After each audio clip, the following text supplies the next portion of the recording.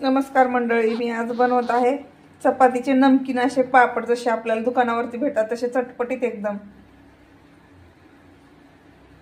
तुम्हाला दाखवते। आपण चिवडा करतो, शिळ्या चपातीपासून आपण खूप काही पदार्थ बनवू शकतो, पण असे नमकीन पापड बनवून खाल्ला खूपच मस्त लागतात, एकदम तोंडाला पण चव येते। माझ्याकडे 2 चपात्या उरलेल्या होत्या, मी पहा त्याचा अशा प्रकारे तोडून घेतलेले छोटे छोटे नमकीनचा आकार आलेला आहे,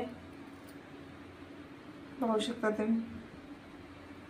तर आपण करून घेऊया। नमकीन पापड बनवण्यासाठी आपण कढईमध्ये तेल टाकून घेतलेलं आहे। आता तेल चांगलं गरम होऊ द्यायचं। चला आता पाहूया आता तेल गरम झालं का।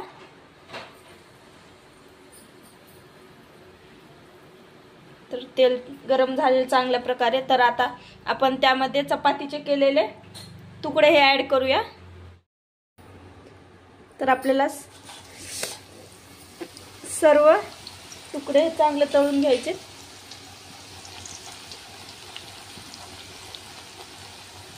चांगल्या प्रकारे असं ह्याला हलू तळून घ्यायचं। सगळ्यांना सारखा कलर येईल आणि सगळे क्रिस्पी बनतील असं। तर अशा प्रकारे मी सर्व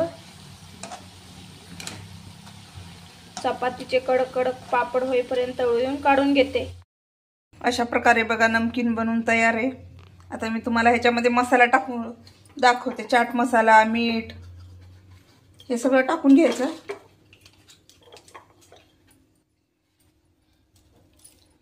थोडंसं चवीनुसार मीठ, कारण की चपातीला आपल्या अगोदरच मीठ असतं ना, त्याच्यामुळे कमी प्रमाणात टाकायचं।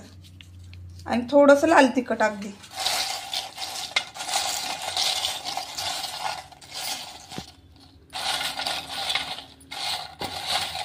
असं लावून घ्यायचं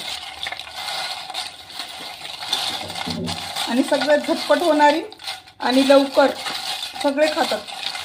खूप अप्रतिम चव लागते ह्याची।